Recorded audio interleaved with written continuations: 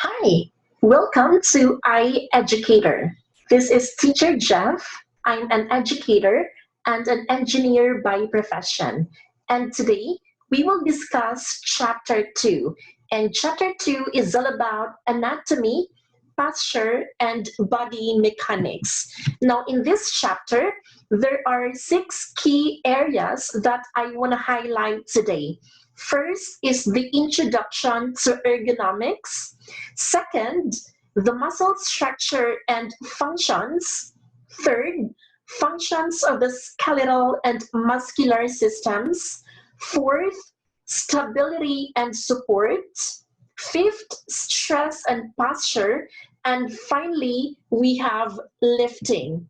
Now, according to H.D. Denniston, 1935, posture is an active process and is the result of a great number of reflexes, many of which have a tonic character.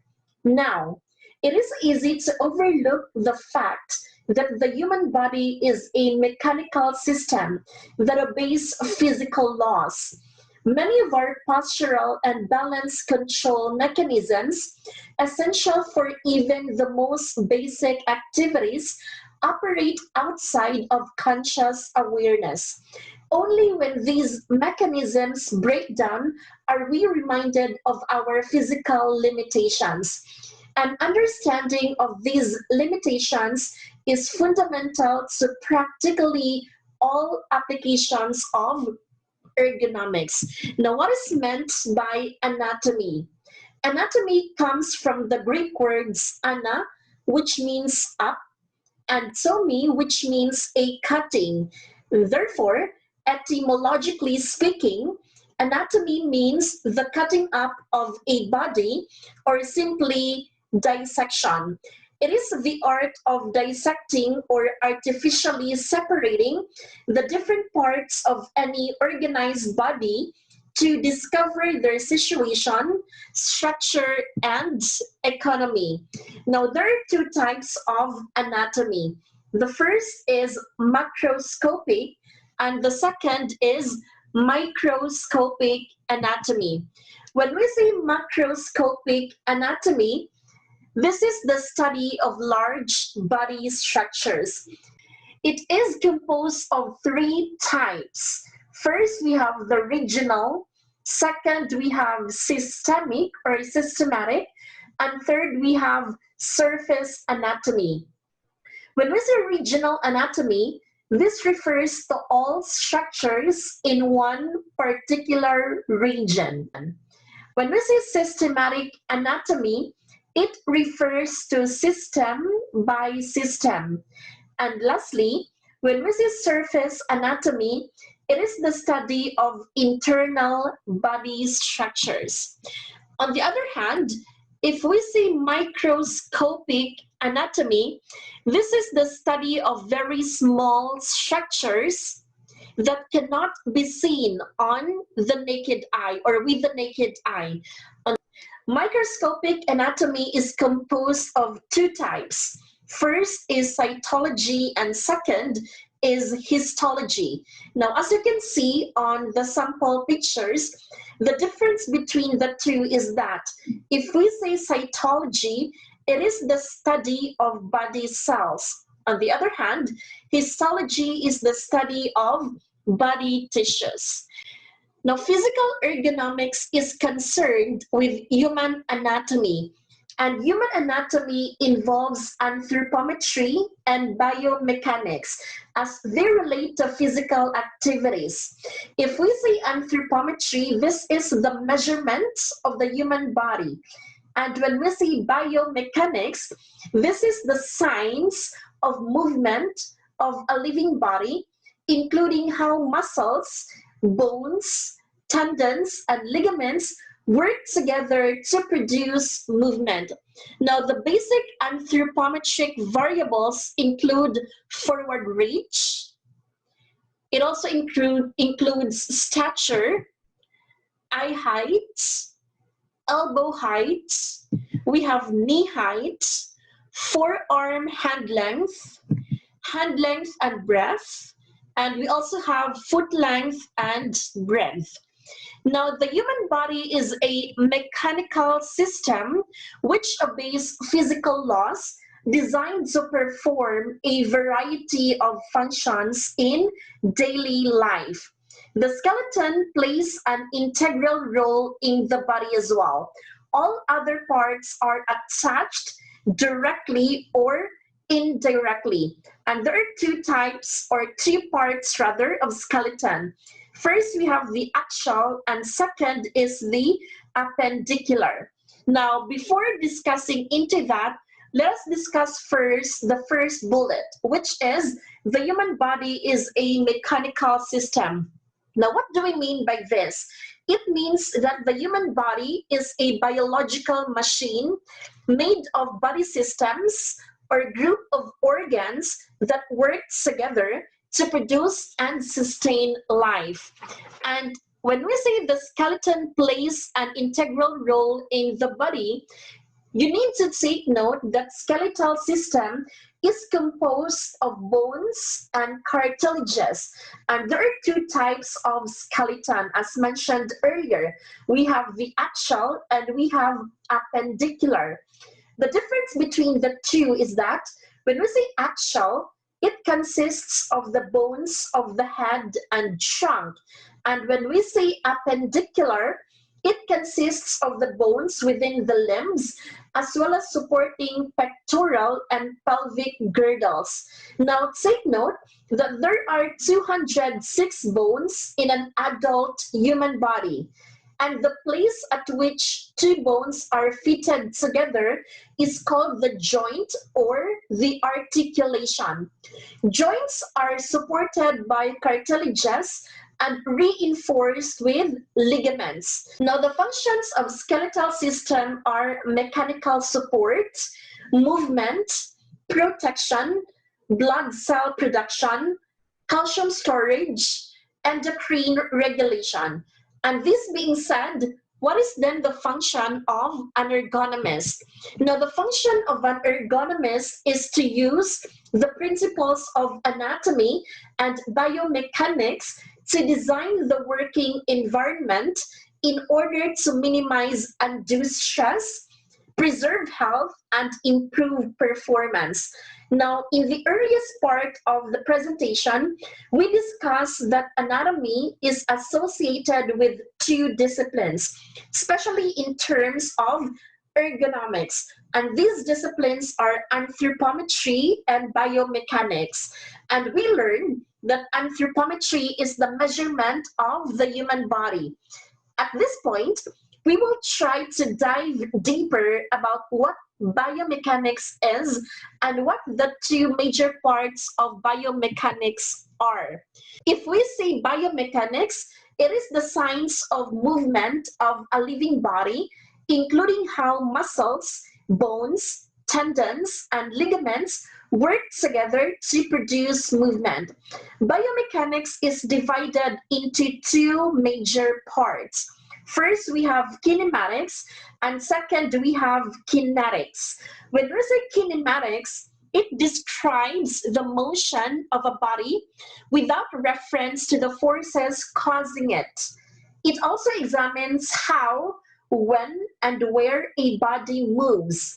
Movement may be linear, angular, or a combination of both, or what we call general. On the other hand, if we say kinetics, it examines the causes of motion, the internal and external forces that cause motion or cause a body to remain at rest, and the interactions between these forces. And there are two branches of kinetics. First, we have statics, and second, we have dynamics. As mentioned earlier, there are three different types of kinematics. We have linear, angular, and general. Now, the difference between the three is that when we say linear kinematic, this is the movement of a body in a straight line or along a straight pathway. And when we say angular, This is when a body or part of a body moves in a circle or part of a circle about a point. And when we say general, this is a combination of linear and angular motion. And next we have kinetics. Like mentioned earlier, kinetics is divided into two types. We have statics and we also have dynamics.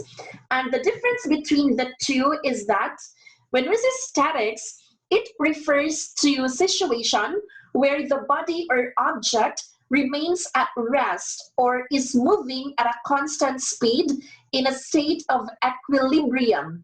Equilibrium is a balanced state in which there is no acceleration. On the other hand, dynamics deals with the changes in motion brought on by the unbalanced forces. Now, the second key area that I'm going to be discussing today, that would be muscle structure and function. Okay, when we say muscle structure and function, take note that muscles make up to 45% of the total body weight. Human body consists of more than 600 muscles. And there are also three classifications of muscles. We have skeletal muscles, we have cardiac muscles, and we also have smooth muscles. When we say skeletal muscles, these are connected to the bones and provide the forces and movement needed to carry out external tasks. On the other hand, we have cardiac muscle. Cardiac muscles are integral parts of the heart and help it to pump out the blood for circulation. And the last classification of muscle is called smooth muscles. Smooth muscles are connected to internal organs such as stomach, intestines, blood vessels, etc. And the next key area that I'm going to be discussing to you today, that would be functions of skeletal and muscular system. Now, there are four major functions of skeletal system. These are support, protection, movements, and homeostasis. When we say support, the most apparent functions of the skeletal system are the gross functions, those visible by observations. Simply by looking at a person, you can actually see how the bones support, facilitate movement, and protect the human body. Just as the steel beams of a building provide a scaffold to support its weight, the bones and the cartilage of your skeletal system compose the scaffold that supports the rest of your body.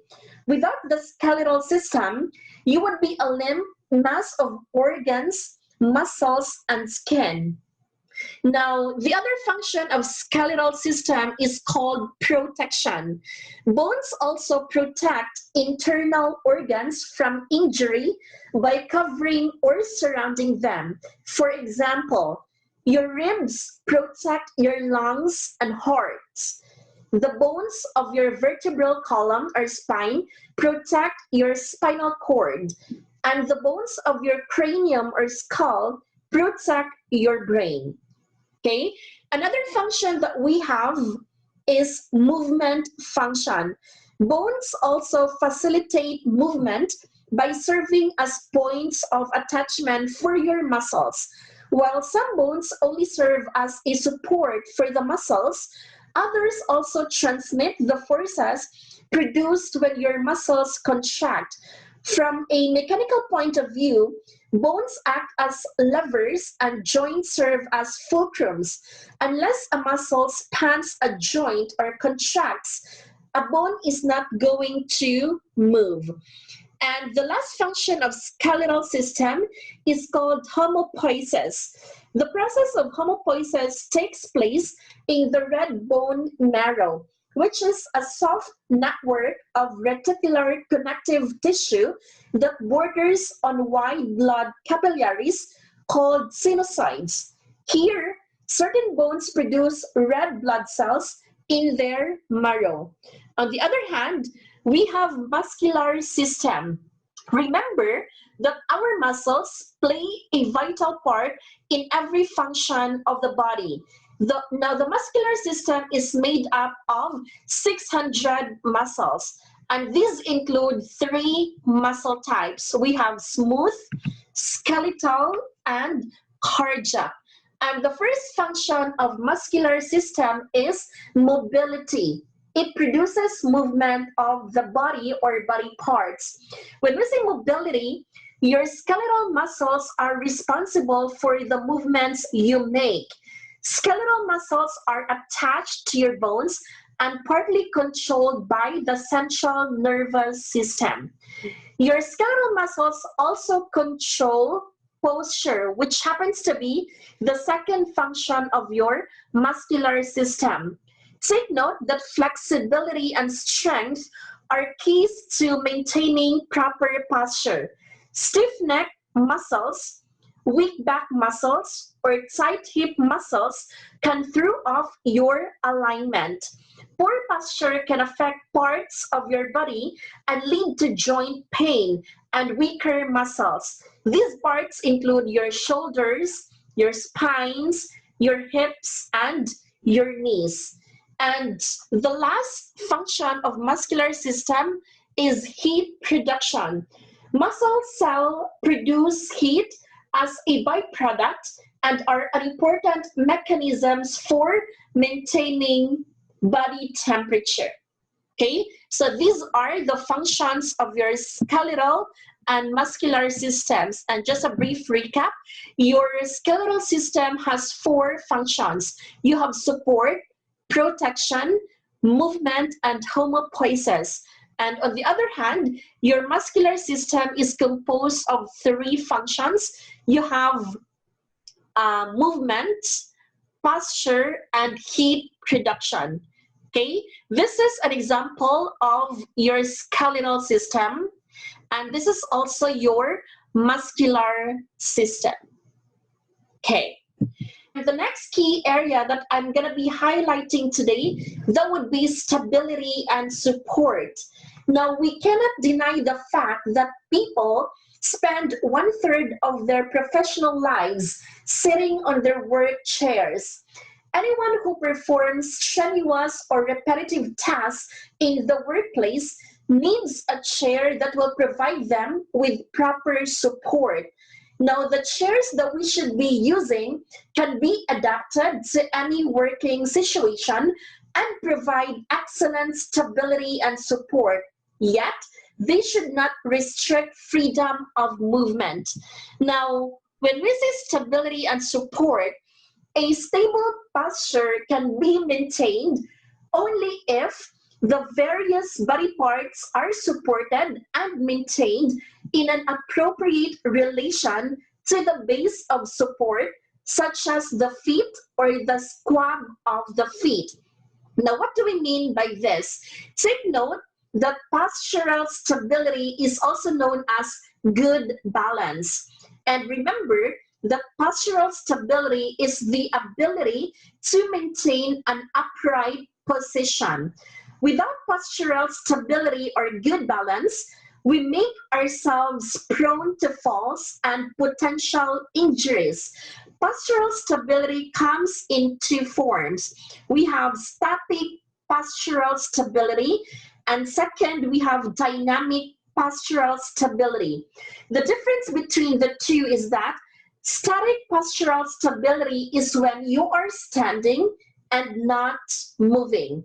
On the other hand, dynamic postural stability is when you are moving or doing specific movements.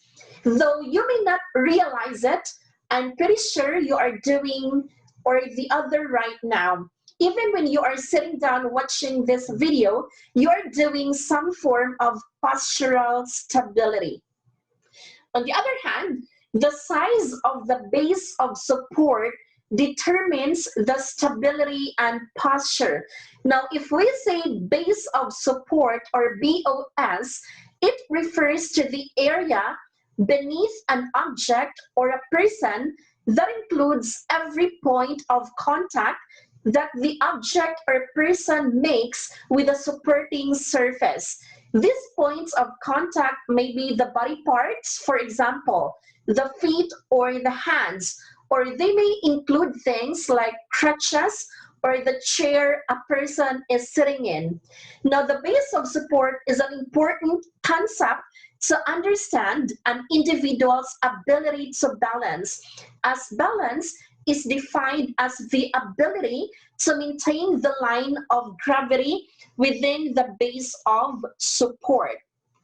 And also, it is important to provide sufficient space around standing operators and plenty of room for the feet to avoid losses of balance. Okay, so the next, we have some aspects of muscle functions. And the first aspect of muscle function, the function of skeletal muscle is to exert tension between the body points to which they are attached. Now, what do we mean by this?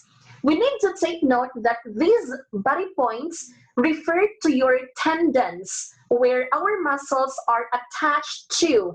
And these tendons maintain our muscle under constant level of stretch called the resting length.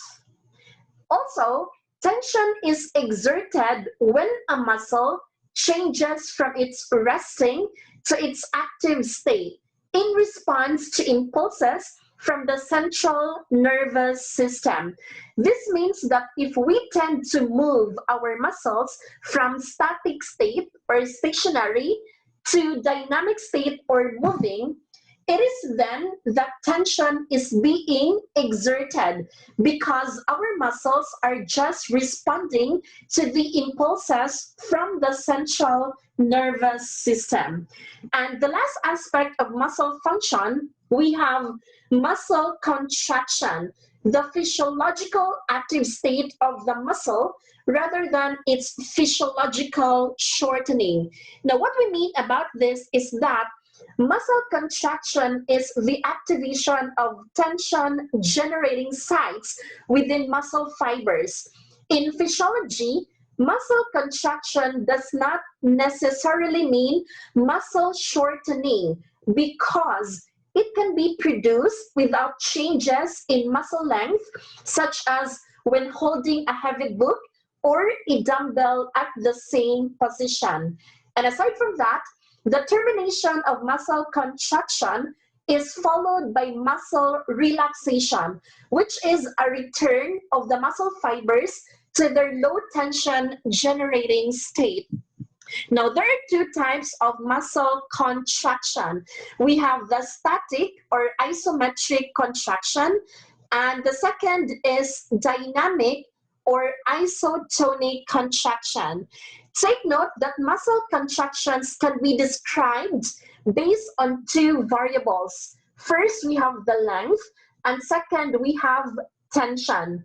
Now, a muscle contraction is described as static or isometric if the muscle tension changes, but the muscle length remains the same. Again, I would like to reiterate, a muscle contraction is described as static or isometric if and only if the muscle tensions changes, but the muscle length remains the same. As you can see on the sample image, the muscle contracts but does not change length. So technically speaking, there is no movement. In contrary, a muscle contraction is described as dynamic or isotonic if muscle tension remains the same throughout the contraction. Now, if the muscle length shortens, then the contraction is called concentric. On the other hand, if the muscle length lengthens, then the contraction is called eccentric. Now, as you can see on the sample image presented, this is an example of dynamic or isotonic contraction. For the bicep side, it is an example of isotonic concentric contraction. Concentric because, as you can notice, the muscle length shortens. okay? And next key area that we're gonna be discussing right now, that would be stress or posture. Now, we all know that stress is a feeling of emotional or physical tension, right? It can come from any event or thought that makes us feel nervous, angry, or even frustrated. In short, this is our body's reaction to a challenge or demand. When we say postural stress, it refers to the mechanical load on body by virtue of its posture, or the average orientation of the body parts with respect to each other over time. In other words, it refers to bodily stress as a result of poor posture, repetitive movements, or prolonged time in the same positions. Now, as you can see on the sample figure, the man is having a slumped posture. He is slumping downward, which can contribute to stemmosymphyseal syndrome. Now, these are another examples of postural stress, okay? As you can see, each of them is in different workstations. And as you can notice, each of them is clearly uncomfortable with their workstation, resulting to poor and inefficient posture. This usually happens whenever the chairs and tables we are using are not ergonomically designed. On the other hand, if we say task-induced stress, it refers to the results from the performance of the task itself. For example, repetitive movement of wrist or fingers. Now, we cannot deny the fact that there are certain jobs that are really demanding, and jobs like these can contribute to employees' stress. And so for this matter, coping is an important aspect of the operator's stress. In fact, operators use a variety of techniques in dealing with potentially stressful task demand. As you can see on the sample pictures presented, these are examples of task-induced stress, as these jobs show repetitive movement of wrist or fingers. All right, so these are the difference between postural stress and task-induced stress. And so for this matter, if we say posture, it is defined as the orientation of the body and its part in relation to each other. It has also considerable influence on a person's ability to exert force. And lastly, it affects the length-tension relationship. Now, examples of posture, as you can see in the sample figures, it is poor posture if you have forward hands, flat back, sway back, rounded shoulders, and weak abdominal muscles. Therefore, having a good posture means having a balanced, upright posture. And next we have strength. And strength is divided into two types. We have static or isometric strength. And second, we have dynamic or isotonic strength. Now, if we say static strength, this refers to the maximum steady force or torque which an individual can exert in static exertion of short duration, which is 3 to 5 seconds. This is also known as the maximum voluntary contraction, or MVC.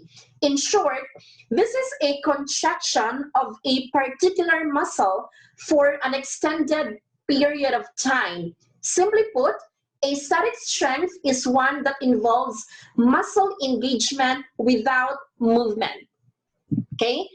The static strength, the following are the factors that influence strength or that influence static strength. And the first factor which influences static strength is what we call the age. Now, how come age is considered as one of the factors that influences strength. Now, age is one of the factors that influences static strength because strength decreases with age.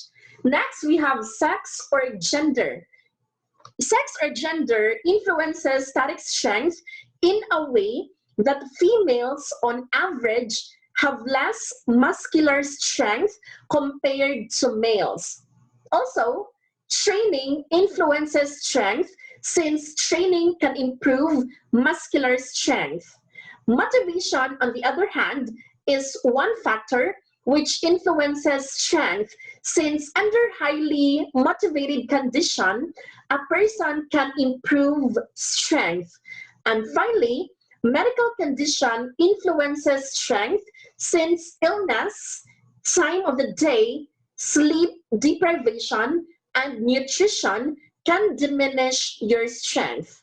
All right, so these are the factors that influence static strength. On the other hand, we have dynamic strength. And when we say dynamic strength, unlike static strength, it is difficult to define due to the following factors: acceleration, velocity, impulse movement, jerk effects on force exerted by a muscle, and muscle length changes with joint motion. Dynamic strength can be measured under two conditions. First, we have constant velocity or isovelocity using isokinetic devices, just like as you can see on the sample image. And the second way to measure dynamic strength, that would be through constant force or isotonic, where force is kept constant. Okay, that ends our discussion for the posture key area. Okay, the next key area that I'm going to be highlighting to you today, that would be lifting. And this is the final and the last key area for today's lesson. Now, lifting heavy items is one of the leading causes of injury in the workplace. Now, in 2001, the Bureau of Labor Statistics in the United States reported that over 36%, again, over 36% of injuries involving missed work days were the result of shoulder and back injuries. The biggest factors of these injuries are overexertion and cumulative trauma. When employees use smart lifting practices and work in their power zone, they are less likely to suffer back sprains, muscle pulls, wrist injuries, elbow injuries, spinal injuries, and other injuries caused by lifting heavy objects. Now let's go ahead and take a look at our lifting principles. Now, as you can see on the slides, there are 4 stages in lifting. First, we have preparation. Second, we have lifting. Third, we have carrying. And lastly, we have setting down. Now, when we say lifting, when we say preparation rather, this is the first stage in lifting. And before lifting or carrying, you should plan out your lift first. You should think about how heavy or awkward is the load. With this, we should ask ourselves, should we use mechanical means like hand trucks or another person to help us with this lift? Or is it possible to break the load into smaller parts? Next, we should also think about where we are going with the load. And so we ask ourselves, is the path clear of obstructions, slippery areas, overhangs, stairs, and other uneven surfaces? Are there closed doors that need to be opened? And lastly, we should also think about if there are adequate handholds on the load. And so for this matter, we should be asking ourselves, do we need gloves or other personal protective equipment. Can we place the load in a container with better handholds, or should another person help us with the load? Okay, this is all preparation. After having prepared, the next stage, that would be lifting. Before lifting the material or the load itself, we need to get as close to the load as possible. We need to keep our elbows and arms close to our body. Also, we need to keep our back straight during the lift by tightening the stomach muscles, bending at the knees, keeping the load close and centered in front of us, and looking up and ahead. We should get a good handhold and do not twist while lifting. We should not jerk, and instead, we should use a smooth motion while lifting. And lastly, if the load is too heavy to allow this, we should find someone else, or we should find someone, maybe a co-worker or a co-employee, to help us with the lift. So after preparing, after lifting, now it's time for you to carry the material or load. And this is going to be the third stage of lifting, and it is called carrying. In carrying the material or load, we have some important pointers to remember. First, do not twist or turn the body. Instead, move your feet to turn. And second, your hips, shoulders, toes, and knees should stay facing the same direction. And next, keep the load as close to your body as possible with your elbows close to your side. And lastly, if you feel fatigued, you need to set the load down and rest for a few minutes.